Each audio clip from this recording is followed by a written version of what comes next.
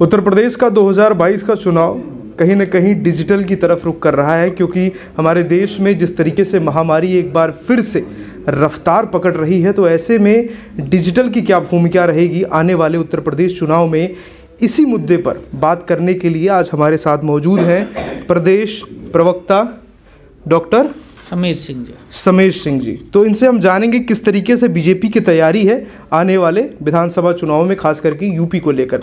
तो सर, किस प्रकार की तैयारी इस बारी की गई है डिजिटल माध्यमों को लेकर, कि वहां पर बीजेपी किस तरीके से अपना प्रचार प्रसार कर रही है और क्या कुछ तैयारियां की गई हैं वर्चुअल को लेकर?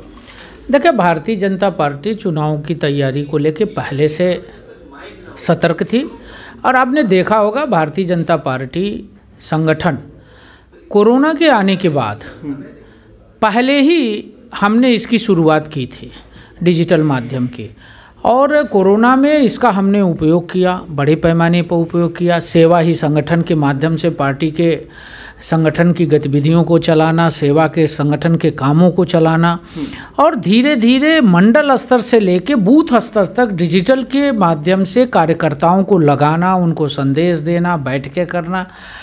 पिछले कोरोना काल में भी सेवा संगठन के माध्यम को लेते हुए हम सब ने, प्रदेश अध्यक्ष माननीय स्वतंत्र जी ने, माननीय सुनील बंसल जी, राष्ट्रीय हमारे प्रदेश महामंत्री संगठन ने कई बार ऐसी बैठकें की जो कार्यकर्ताओं को एक जगह एकत्रित करने के बजाय लोगों को मंडल और जिले स्तर पर वर्चुअली बातचीत करके हमने उनको सेवा और संगठन के माध्यम से काम में लगाया।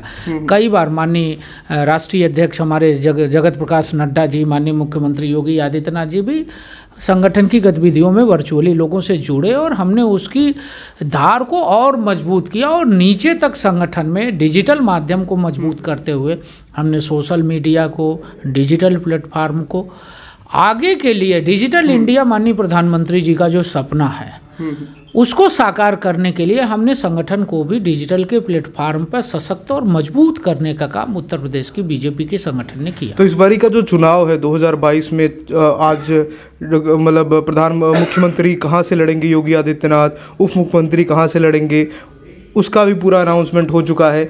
तो किस धार के साथ डिजिटल मीडिया पर अब आपका कंपेनिंग चलेगा, खासकर कि चुनाव को लेकर? नहीं, निश्चित रूप से मैंने कहा कि कोरोना काल में भी हमने इसका इस्तेमाल किया, और आप देखेंगे कि कोरोना के तीसरे वेव में भी निर्वाचन आयोग ने जिस प्रकार का प्रतिबंध लगाया है उसमें हमें लगता है कि पूरा चुनाव डिजिटल प्लेटफॉर्म पर ही लड़ा जाएगा। तो अगर डिजिटल हो रहा है चुनाव, तो क्या इसको बीजेपी बहुत ही बड़े अवसर के रूप में देख रही है? नहीं, देखिए, अवसर तो पहले भी हमारे साथ था, चूँकि हमने काम किया है। जो काम हमने किया है, मैंने जैसे कोरोना की बात कही, सेवा ही संगठन का अभियान हमारे संगठन ने चलाया, हमने जो सरकार की उपलब्धियों को नीचे तक ले जाने का काम किया।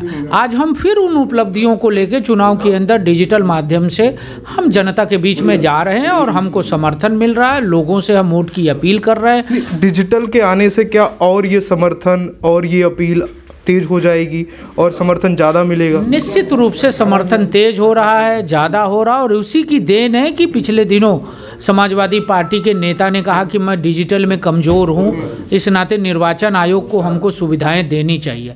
ये वो अपनी विफलता को निर्वाचन आयोग पर थोप रहे थे। मैं कहूँगा कि माननीय प्रधानमंत्री जी ने जिस डिजिटल की बात कही थी, जिससे आम आदमी के खाते को उन्होंने डिजिटली जोड़ा था, किसान सम्मान निधि को उन्होंने डिजिटली जोड़ा था, हमारी पार्टी ने भी अपनी सदस्यता अमित शाह जी के नेतृत्व में, आपने देखा होगा कि हमने अपनी सदस्यता ही, आज दुनिया की सबसे बड़ी भारतीय जनता पार्टी है, हमने सदस्यता ही माननीय अमित शाह जी के नेतृत्व में डिजिटली किया था, और उत्तर प्रदेश में माननीय सुनील बंसल जी ने इसकी पूरी रचना बनाई थी।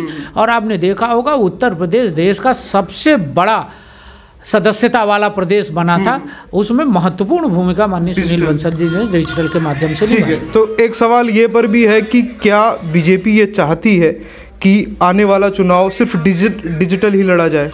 नहीं, देखिए, हम डिजिटल को आगे बढ़ा रहे हैं। अगर फिजिकली भी निर्वाचन आयोग अनुमति देता है तो हम उसको करते हुए भी डिजिटल को इस्तेमाल करेंगे और डिजिटल को और प्रभावी बनाएंगे, जिससे हमारी आवाज़, हमारी ताकत आम जनता, देखिए, आज गांव में हर आदमी के हाथ में एंड्रॉयड फ़ोन है, हर आदमी दुनिया की हर टेक्नोलॉजी से परिपूर्ण है। तो ऐसे में पार्टी की गतिविधियों को हम आम आदमी तक ले जाएंगे, पार्टी की गतिविधियों को, सरकार की उपलब्धियों को हम आम आदमी तक ले जाएं, इसके लिए हम डिजिटल प्लेटफॉर्म का इस्तेमाल करेंगे।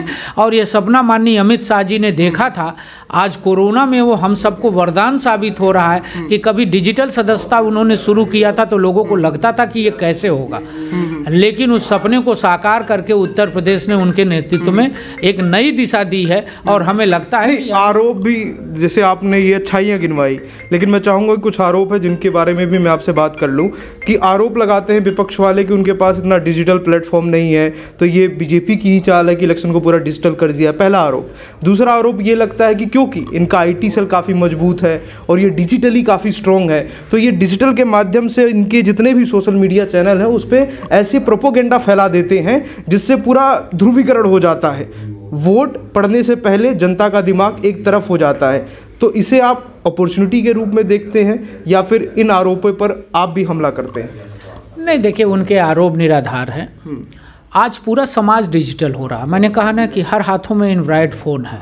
कभी ज़माना था कि हर गांव में एक PNT फ़ोन भी नहीं था, कुछ लोगों के हाथों में मोबाइल था।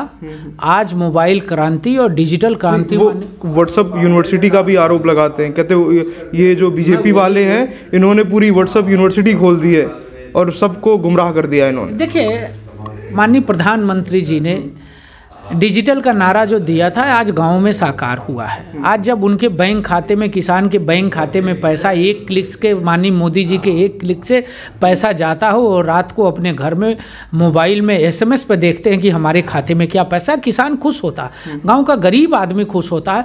विपक्ष को गरीबों से कोई लेना देना नहीं है, विपक्ष को सिर्फ आरोप लगाना है। कोरोना काल में घरों में बैठे रहे, डिजिटल को हमेशा खारिज करते। वही विपक्ष है जिसने कोरोना की वैक्सीन को भारतीय जनता पार्टी की वैक्सीन बताया था।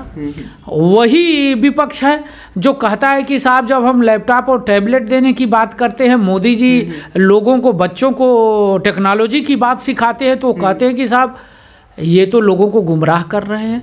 तो विपक्ष गलत बयानी करता है। और आज मोदी जी के नेतृत्व में भारत दुनिया के अंदर स्थापित हुआ है और दुनिया के उन विकसित देशों से डिजिटल के माध्यम से, बाकी टेक्नोलॉजी के माध्यम से रक्षा क्षेत्र में कंपटीशन जो कर रहा है वो निश्चित रूप से माननीय मोदी जी की प्रेरणा का। यानी कि आप मानते हैं कि डिजिटल भारत से और ये जो मुहिम थी केंद्र सरकार की डिजिटल इंडिया, इससे बीजेपी एज अ पार्टी को बहुत लाभ मिला है? निश्चित रूप से समाज को लाभ मिला है और हम उसी समाज के अंग हैं। इस नाते भारतीय जनता पार्टी भी आज मुख्य धारा में उस अभियान को चलाने के नाते, उस सोच को चलाने के नाते है। ठीक है, आपका बहुत बहुत धन्यवाद हमसे इस विषय पर बात करने के लिए। तो जिस तरीके से आपने सुना कि किस तरीके से केंद्र सरकार की मुहिम थी डिजिटल इंडिया और उसे बीजेपी पार्टी ने अपने कार्यालय में, अपने कार्यकर्ताओं के बीच में भी उस डिजिटल इंडिया को लागू किया, और आने वाले चुनावों में जिस तरीके से महामारी बढ़ रही है उसमें भी कहीं ना कहीं डिजिटल इंडिया का पूरा फ़ायदा इस बड़ी पार्टी को मिलता हुआ भी नज़र आ रहा है। आपकी क्या राय है हमें ज़रूर बताएं। देखते रहें जनता कनेक्ट। धन्यवाद।